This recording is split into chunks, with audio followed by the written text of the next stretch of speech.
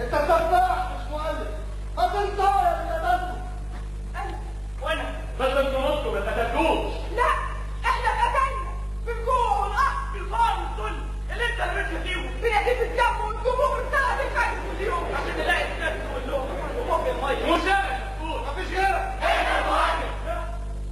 مؤلف يعني حكايه في واحد ما بيخلقش ظروف اللي خلاكم كده مجتمع نظام سياسي واقتصادي واجتماعي سلبيه دواب والجسد. آلاف السنين من الاحتلال ثلاث بطن جوه ابائكم وصدقكم واسلافكم.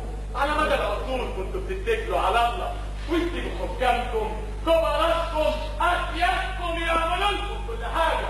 اول مره تقفوا على المسرح وينزل عليكم النور النهارده كنتوا فرحانين بأدوار المتفرجين والمطرشين. عودتوا الكل على القاف وينام وينام ايه وعلى ماله ماشي ومعلش ونسيبوا لا ايه واللي حد امتى اتعودتوا واستحليتوا اللي انتوا فيه. ليه ما علمتناش؟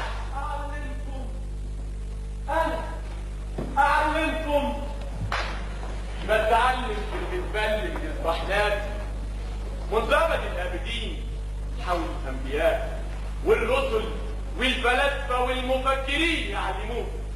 مرة منكم الكرم احبوا بعضكم بعضا ان الله يحب اذا عمل احدكم عملا ان يتقنه وامركم شورى بينكم. عملتوا ايه؟ اللي يتجوز امي يبقى عمي، اللي بيقدر على امها تطلع البيت لامها. اديني عمري وارمي البحر عشان ما نعلى لازم نطاطي. ضرب الحبيب زي اكل الزبيب يموت الزمار ويصبحه بيلعب. اللي يضربك على وشك دور له قفاك. انتوا اللي قتلتوا.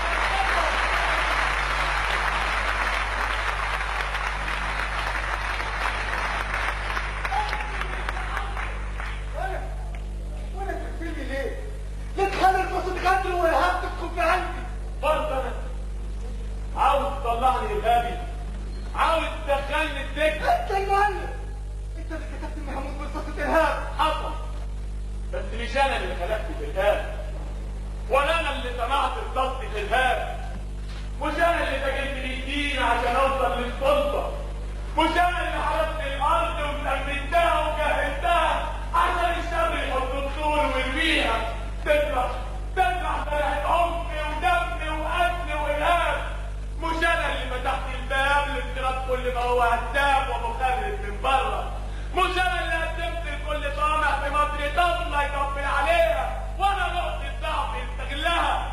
رب منك على الشرف، رب ابنك على الامانه. امنح ولادك فرصه الحلم بكره عادي في جدوى وليه معنى، وارميهم وسط الابده والشياطين عمرهم ما يضيعوا.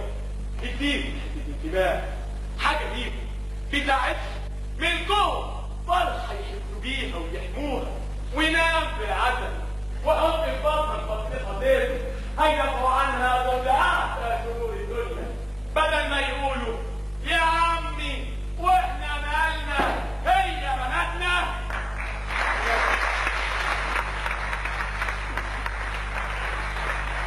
لا مش انا اللي هاخد 2 مليون شقه في وسط عاصمه، مش انا اللي بدي شرع الحكومه رشوه عشان انجح في انتخابات نادي، مش انا اللي خليت التجاره والعلم طرف اللي عنده، مش انا اللي رفعت يافطه الفتاك الميري اتمرغ في ترابه، ولا انا اللي قربت توفيق عبد الحي وده عبد المنعم، ولا انا اللي وقعت جبل المقطم، واكيد مش انا اللي سرقت الونس.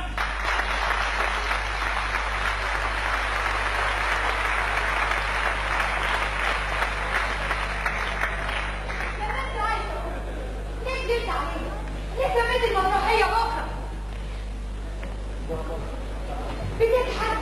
بتضحك على ايه؟ مبسوط قوي؟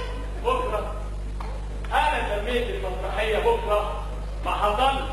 قلت لي المسرحية كوميدي اسمها بكرة ما اسمهاش لا بكرة ولا بكرة. اسمها ايه؟ اسمها بكرة. من الكراهية يعني ينفر أخلص. في فنان صغير او مقطع يقدر يقرا جدا. ثم السلبيات وخطابين واساليب الاحباط قادره على قتل كل احلامه الملونه ولخبطه بتحليل الجمال في كل اللي حواليه. يبدا الاحساس بكراهيه القبح المتواجد اينما ذهب في التسلل الى وجدانه، وبدلا من ان يتوهج في الفن الجميل يحترق ويحرق من حوله بالفن طبيعي. مفيش فن. لقمة التقاطب القابضة باليانسين فن طبيعي. الشعارات الكاذبة على مضرب مدينتي فن طبيعي. كذاب يا خيشة فن طبيعي. مسرح المرائد الحيوانية فن طبيعي. أيام القلي والعمر والدم فن طبيعي. كيس العيش المليان زهر فن طبيعي. غيره وغيره. افتكروا دايما نظرية الأواني المصدرة. كلنا الله بس يا خسارة محدش فهمه. أنا بنت كتير مختلفة الشكل وحجم متصلة. لو ادعي نقص واحدة منها ينقص الكل والعكس صحيح. لو ادعي مستوى الدفع بيتفق مع بعض. التزاغرة دي يعني مجتمع رفيع، يعني حب رفيع، يعني فن رفيع، يعني كورة رفيع، يعني علاقات إنسانية ومشاعر وحوارات غاية بالحب، يعني إحباط، عنف، رعب، يعني بالضرورة حمامات للدم.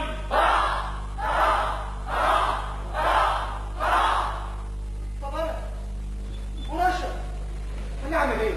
المشكلة أكتر من القلب الغلبان بيقولوا كتير كذاب. ايوه حل ماشي حل كذاب. حاجة بطلع رجلين وايدين وبتقولها وهو تكتب في ده فوازير حاجات محتاجات. مبروك يا باشا، مبروك يا كامل، كسبت شقة تمليك، جوايز لدندندن، كسبت عربية عالزيرو، شاي بويل، كسبت فيديو وتلفزيون وديش، شهادات الاستثمار، كسبت 50,000 دولار.